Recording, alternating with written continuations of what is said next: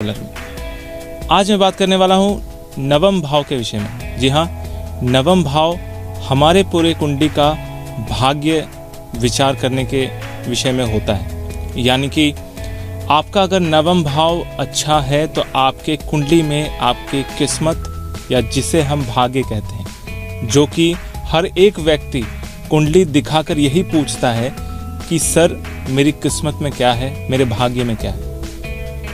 तो नवम भाव जो है उस स्थान का होता है। नवम भाव से हम उस पर्टिकुलर भाग्य के विषय में ही जान सकते हैं कि व्यक्ति के जीवन में उसका भाग्य कितना साथ देगा या व्यक्ति के जीवन में उसके भाग्य का सही समय क्या है, यानी भाग्य उदय का सही समय क्या है। नवम भाव भाग्य के साथ साथ धर्म स्थान भी कहा जाता है। यानी कि आपके धर्म के द्वारा कितना लाभ मिलेगा, आप अपने धर्म के प्रति कितने ज़्यादा आस्थावान हैं, या कुछ ऐसे कर्म जो आपने पूर्व जन्म में किए हो, जिसे हम प्रारब्ध भी कहते हैं। यानी पूर्व जन्म के कर्म का फल भी नवम भाव से ही देखते हैं। नवम भाव कई जगह के लोग यानी साउथ इंडिया के लोग पिता का स्थान भी देखते हैं। अब चले जाते हैं दूसरे भाव से नवम भाव का रिलेशन। दूसरे भाव का अष्टम होता है नवम, यानी आपका भाग्य आपके धन में अचानक वृद्धि करेगा या आपका नवम भाव आपके धन भाव में अचानक से नुकसान करेगा। ये हम नवम भाव से देखते हैं। आपके कुटुंबी यानी आपके रिश्तेदार, सगे संबंधी प्लस आपकी वाणी किन किन लोगों को किस तरह से इफेक्ट कर सकता है, या आपके कुटुंबियों में किस तरह से आपके साथ उनका रिलेशन और उनके द्वारा आपको हेल्प किए जाना, इसका भी निर्णय नवम भाव से होता है।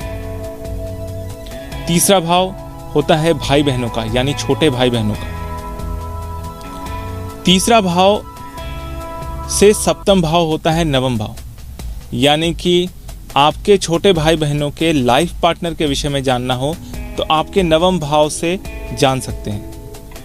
आपके भाई बहनों के लाइफ पार्टनर के साथ आपकी कितनी बनेगी, आप उनके साथ ठीक तरह से मेल व्यवहार रख पाएंगे कि नहीं, वो हम नवम भाव से देखते हैं। चतुर्थ भाव का षष्ठ यानी छठा भाव होता है नवम भाव, यानी आपके सुख के स्थान का सही से उपयोग, आपके सुख के स्थान को आप किस तरह से सही तरीके से उसका यूज कर पाएंगे, या सुख स्थान से रिलेटेड जितनी भी वस्तुएं हैं, जैसे घर है, गाड़ी है, या सुख की जितनी भी सुविधाएं हैं, उसको आप किस तरह से यूज करेंगे, उसका आप अपने लाभ के लिए यूज करेंगे या उससे आपको क्या क्या नुकसान हो सकते हैं, वो भी नवम भाव से देखते हैं। पंचम भाव का पंचम भाव नवम भाव होता है, यानी आपके संतान के विषय में अगर जानना है तो आप नवम भाव से जान सकते हैं। पंचम भाव होता है संतान का, पंचम भाव होता है विद्या बुद्धि का, पंचम भाव होता है रोमांस का। तो आपका रोमांस कितने हद तक फलित होगा, आपकी बुद्धि कितने हद तक काम करेगी अपने भाग्य की उन्नति के लिए, वो हम नवम भाव से देखते हैं। छठे भाव का चौथा भाव नवम भाव, यानी आपके शत्रु आपको कितना नुकसान पहुंचाएंगे या आपको कितना लाभ पहुंचाएंगे, क्योंकि छठे भाव का चतुर्थ भाव नवम भाव आता है। तो छठा भाव होता है रोग, ऋण और रिपु। तो आपके रोग यानी जो भी बीमारी होगी वो किस हद तक आपको नुकसान पहुंचाएगी, या फिर उस बीमारी के कारण आप अपने अंदर कैसा इम्यून सिस्टम डेवलप कर रहे हैं, वो भी नवम भाव से देखते हैं। शत्रु आपको किस हिसाब से नुकसान पहुंचा रहा है, या फिर शत्रु जो है आपके भाग्य की उन्नति में आपकी सहायता कर रहा है, वो भी हम नवम भाव से देखते हैं। सप्तम भाव का तीसरा भाव नवम भाव, यानी कि आपके लाइफ पार्टनर के भाई बहनों का किस तरह से आपके साथ रिलेशन होगा, वो भी हम नवम भाव से देख सकते हैं। अष्टम भाव से नवम भाव यानी दूसरा स्थान, अचानक होने वाली घटनाओं का इफेक्ट या उसका संचय, या फिर अचानक से होने वाली घटनाओं की स्थिति, वो हम नवम भाव से भी जान सकते हैं। अष्टम भाव का दूसरा स्थान नवम भाव, यानी कि अचानक से होने वाली घटनाओं का पूर्वाभास आपको किस तरह से होता है, या फिर उसका कनेक्शन आपके साथ किस प्रकार से है, ये भी नवम भाव से देखते हैं। दशम भाव का द्वादश भाव नवम भाव, यानी आपके कर्म से आपको कितना नुकसान हो सकता है। कहते नहीं है कि कर्म फल हमेशा व्यक्ति के साथ रहता है और वो साथ ही जाता है।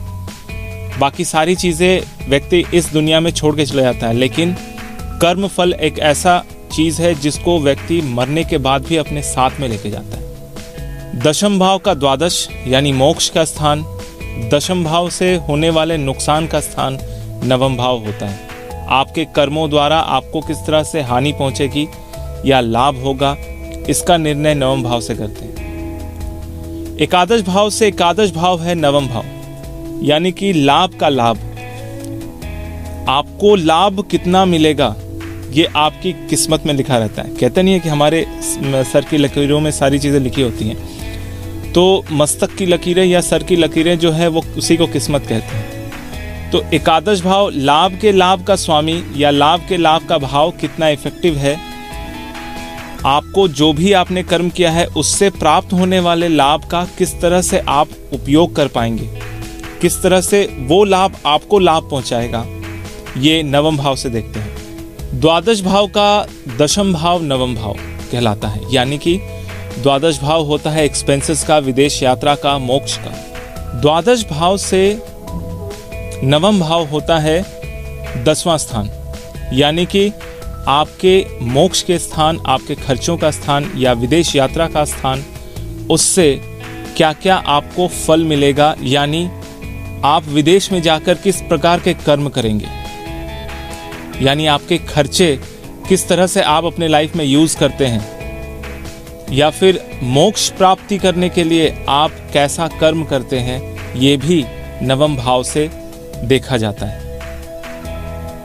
तो आप भी अपने कुंडली में ये देख सकते हैं कि आपके नवम भाव की क्या स्थिति है, उस हिसाब से आपके भाग्य का निर्णय होता है। तो आपको मेरा ये वीडियो कैसा लगा, कमेंट करें, शेयर करें, लाइक करें, ताकि दूसरे भी इसका फ़ायदा उठा सकें। मेरा ये वीडियो देखने के लिए आपका बहुत बहुत धन्यवाद।